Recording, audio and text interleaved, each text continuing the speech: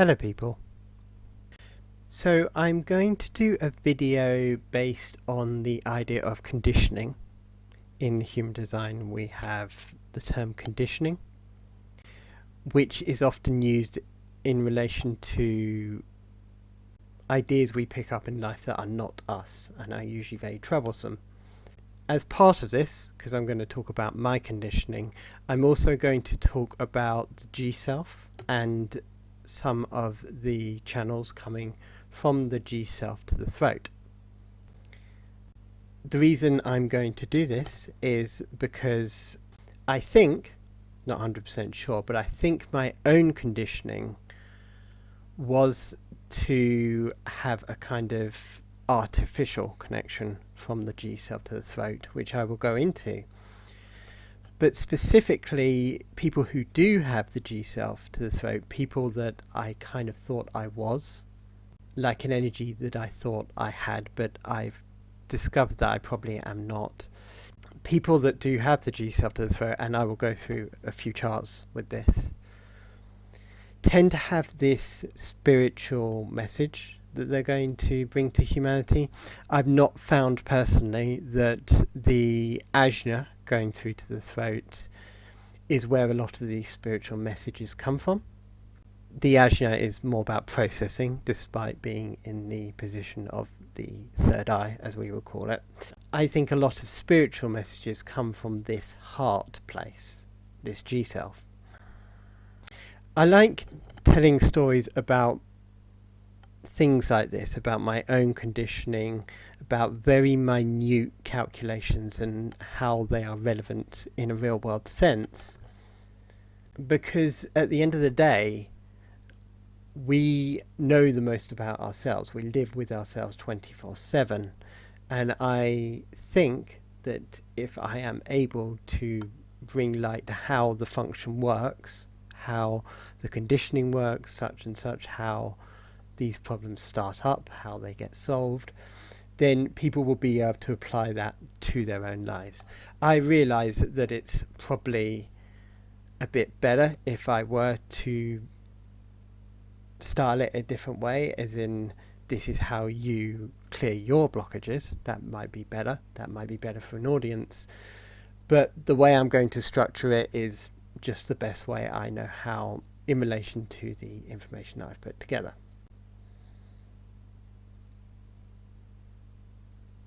So I'll just flash through the different charts that I'm going to use to show the G self to the throat here. This one is Ra Uruhu. I'll come back to him in a sec actually. This one is Stefan Molyneux. This one is Gad Saad. This one is Jordan Peterson. This one is Carla Rueckert of the Law of One.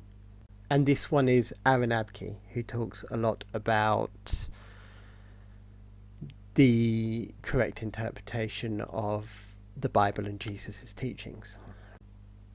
These people, in some manner, and it might take a little explanation to explain how it happens with each one. For instance, Carla Rueckert isn't quite as obvious. She's obviously very spiritual and has that same kind of message, but because it's coming through the 731 here of leadership, it's not really her that does the message, it's her channeling. And Ra Uruhu is another one. He specifically said the human design is not an ethical system, or something like that. But one of the things I'm going to bring up is, regardless what you're saying about something on this G self to the throat connection, the fact that you are talking about it at all is in the connection. So as an example, Aaron Abke pushes forgiveness without contrition, and Stefan Molyneux is exactly against forgiveness without contrition. They both have one line in common, going from the G to the throat here. So whether you talk about the thing at all, in regardless of what manner you talk about it, that is the expression of these connections. Whereas if you don't have the connection, it doesn't come up either way.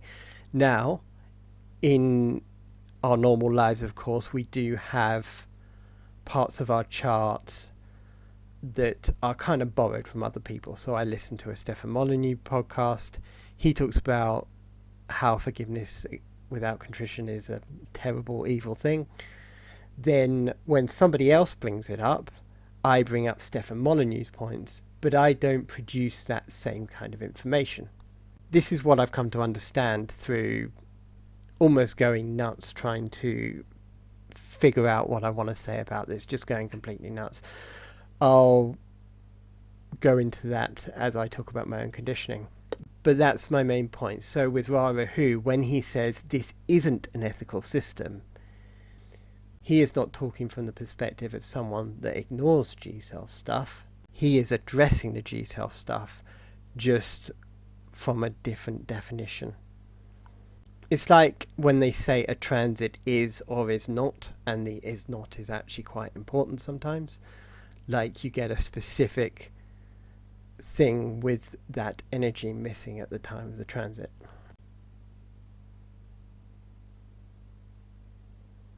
So I'll, in a very basic way, go through a little bit of my conditioning and then show how it reflects into my chart and the insight that I got that broke me away from it. Here we start with me, a black little circle. It's just a representation, obviously. And the little points I'm going to put on the right of this little figure here are going to represent something about my life that pushed me in the general area of processing things in a feminine direction. So the first thing is I grew up with a single mother. Now, my mother was not a nutter. She wasn't trying to transgender me. She wasn't too bad on the women are superior thing, but I think all women have that a little. She didn't encourage me to be anything other than a man, in a sense. But father wasn't around, and there simply wasn't anything to model of a more masculine variety as I grew up. It's not that masculinity was actively hated, it's just that it wasn't there. So how do you match your emotions with how you're meant to express them? Obviously there is no thing. The next one here is school and the general environment around me. So of course there was occasionally a teacher that was fairly masculine, but I didn't know any of them that well. The entire society is very feminine focused. I was never massively rambunctious when I was little. I was very cerebral even at a very young age. So I wasn't called ADHD and drugged or anything. But the sense of myself as masculine wasn't encouraged. I suppose I had a few male friends, but it wasn't modelled. The third one is that I am a very spiritual person, and I even was then. So when I was quite young, school introduced me to Christianity. Mother said she was an atheist, and I didn't really know or care what to think at that point. I was like, okay, well, I don't have to be a Christian, so I won't. Started getting very psychic experiences at age 11, and after that point I really started going into researching the psychic area.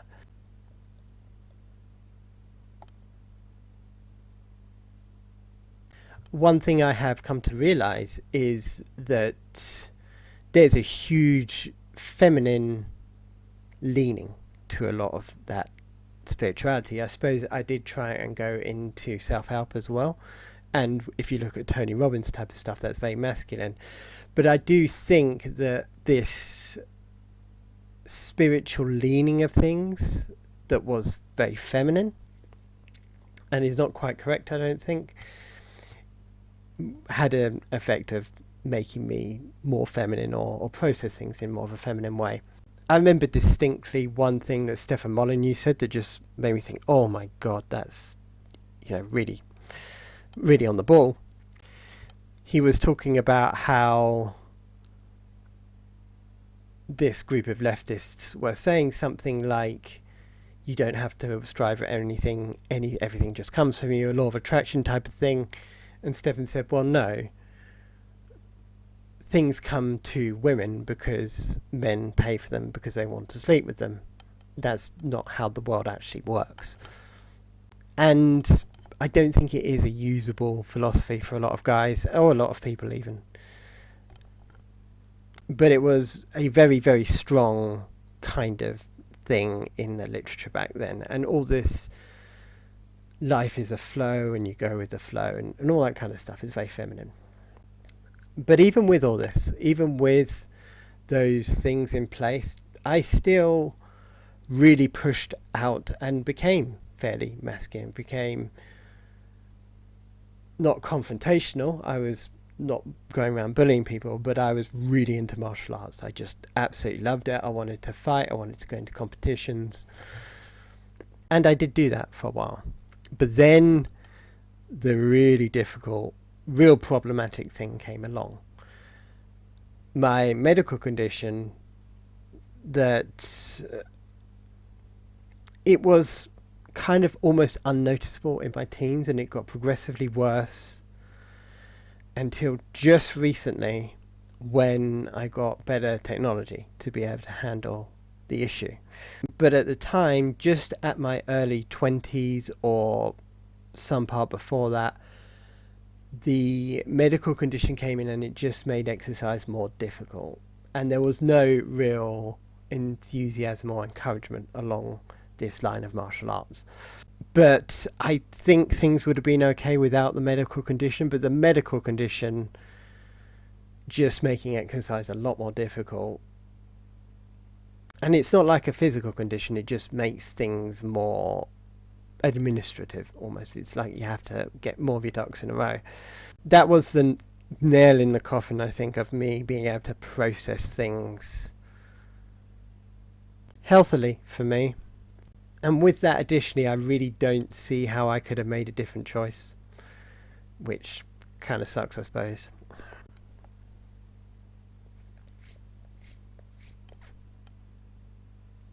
And so we come over to this last circle here, and this was me engaging in Reiki and stopping a lot of the things that I had previously been doing. There were a few small benefits to the Reiki, perhaps, like I did come away from unhealthy foods that I wasn't good for me at the time, and I did look more into music. But truly, this tendency to try and process things in more of a feminine way of being loving and doing energy healing on yourself, and this kind of passivity was really very bad for me, very bad. And over the years that followed, the confusion I got with women and the confusions I got with life not being forceful, basically it all got compounded behind this, and my desire to be masculine, exercise, stuff like that, eventually I think spiraled off into serious mental health issues.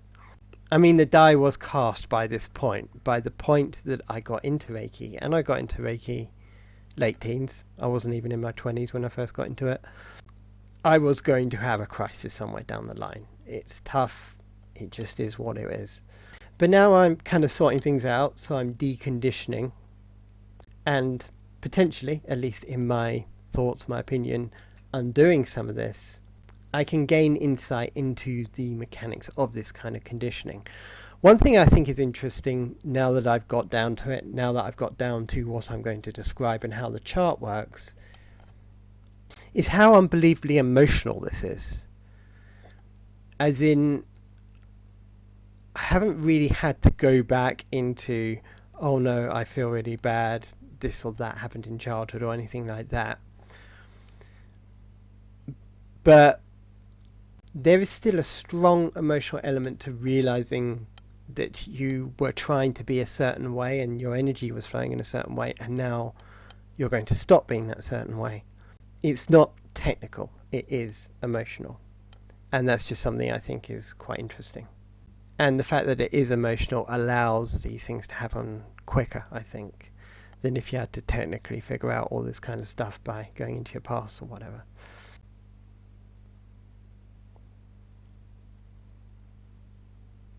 So, how did this issue affect my chart? How did it show up as conditioning? This is my hypothesis. So here is my chart. I show my chart without the side planets. I know it's a little weird, insecure, whatever, but that's just what I'd prefer. My theory is that with my medical condition, with the difficulty I was having, the red sides of the chart are kind of switched off in a way. As in, they're not completely switched off, but they're very unbalanced.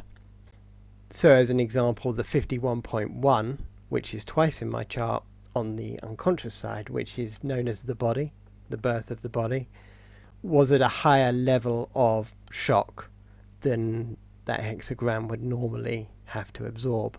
So without those parts really working, as in they weren't completely switched off, but they weren't really working properly, sometimes they're overactive, sometimes they're underactive, I relied more on this 1156 here and became a kind of makeshift projector. As in, I had the emotions of a projector in a sense, because I was putting together all these spiritual ideas, and in order for them to actually be relevant to others, they are subject to free will, therefore they require an invitation. With that, and with the lack of another way of being, with the lack of my design itself, my formation of my identity became, I am this spiritual person who has this kind of spiritual message, or something like that. I mean, why else would you have loads and loads of knowledge about spiritual things if you weren't then meant to communicate those things? The G self to the throat is very much about values. So even if this is technically still spiritual, this is technically spiritual and not a spiritual message like a values thing. Because I held that as my identity, because I looked around the world at what do other spiritual people do, in effect, my energy pushed forward this idea of myself as spiritual, and this channel here, this whole section of G self going to the throat, became conditioned, became artificially created with my kind of willpower in a sense. And it became deeply tied up with thoughts of who I am and all that kind of stuff.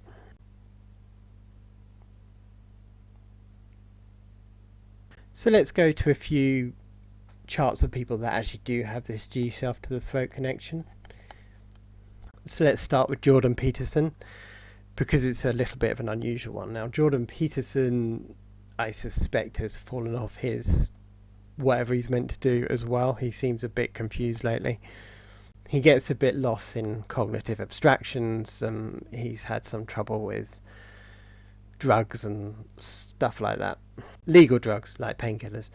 It was only one thing that I heard from his talking that made me think, man, that is the 1333 down to a T.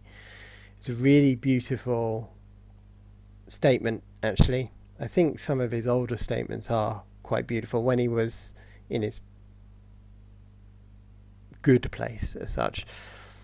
But he said that he would sit down with therapy clients and they would often say to him, oh, this horrible thing happened to me and I don't know why it happened to me.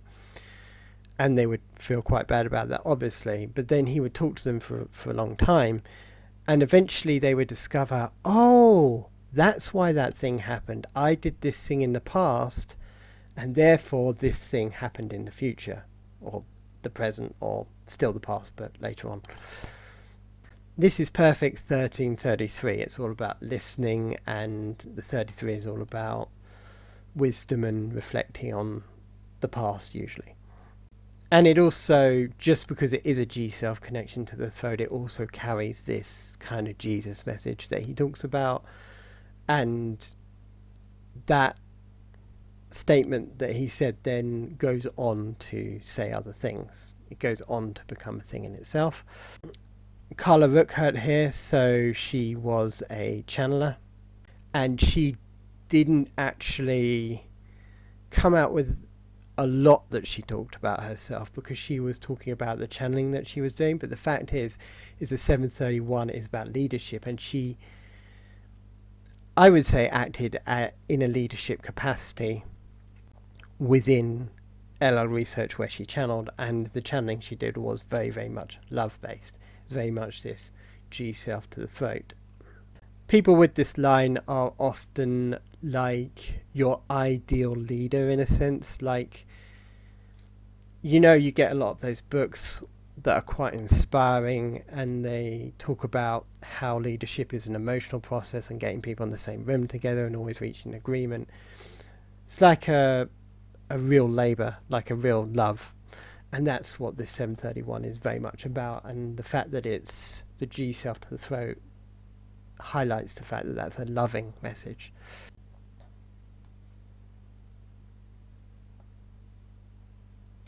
Stefan Molyneux, a very heart-centered kind of messenger, even though he, like I said previously, was very much against forgiveness without contrition. It's a very, very heart-based message that he talks about, and he talks about values. So you can see that this sacral center going up, and he talks about the value of work actually often, and how good it is in comparison to the government, which is parasitical. So this G self goes up, so this sacral goes to the G self and channels that through into the throat, and it says what values are relevant here. And he's a very well-known philosopher. I think he was the top philosopher in the world in relation to stats and such, like how many people are actually tuning in to listen to him. Then we have Gad Sad, who's really just a backup to the relevance of this 1/8 channel.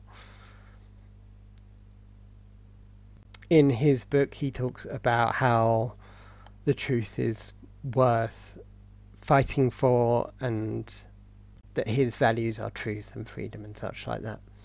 He states that fairly directly. Like, he has a section of his book where he talks about his values. And then Aaron Abke. So Aaron Abke, a little younger, I'd have to include here, because there's a possibility that Aaron's message hasn't fully matured yet. He's in his mid-30s, so when he gets to his nodal shift, he might come out with new or different things, or a new perspective on the same things. But this guy is very much about really researching Jesus's message and contrasting it with what Jesus's message is believed to be. And he draws off things like the Dead Sea Scrolls, and he has actually talked about the Law of One and such as well. So in common with all these other people, he has a very heart-centered message, and he says that Jesus' message was very heart-centered, although he leans more, not completely, but he leans more towards a works-based gospel than a faith-based gospel or belief-based gospel. So let's go back to this confused person here.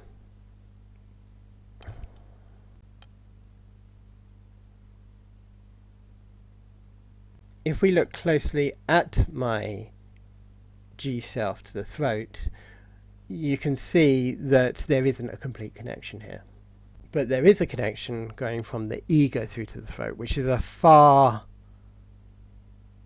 different message. It's a different message from the G self. It's a whole other thing to go into precisely what the 2145 actually is. I do think I need to shorten for time a little at this point. But my issue came when I looked at this post here, this post by someone on Twitter, and it really made me think. It really made me question my faith a little, because I am Christian, but I'm so far away from mainstream Christianity that term kind of loses its meaning slightly. Like, a word is meant to convey a concept, but my idea of Christianity being so different from the church, is that still the right concept to pass on? But to myself, I do have these beliefs. I do follow the Law of One, which talks very, very highly of Jesus. I do communion, and I just wanted an answer to this. I didn't feel right with this forgiveness without contrition message, and it's hard to disagree with the forgiveness without contrition message when he literally said it on the cross while he was being killed. Now, Stefan Molyneux does have an explanation for this, a good one. But even so, I wanted to dive into it. I dove into Aaron Abke, another person, and perhaps even a third, who all brought up problems with the history of the Bible, places where it was deliberately mistranslated, how much do we actually know about Jesus, and all this kinds of stuff. But I realised as I was doing this that it was driving me completely nuts, and that it isn't me. There's just something that's not right about this. And I don't know the answer to this question. I realise I don't know the answer to this question. I did have a dream when, a long time ago now, where I was in a violent confrontation and I prayed to Jesus, and the situation got solved in a not completely non-violent way. But really, my thoughts, my focus is just on kind of figuring life out, and it's just something I can't do. But with this insight, with this attempt to solve this issue, with this passion, I realized that at some point in the distant past, I came to this conclusion that I was this spiritual messenger, absorbing all this information.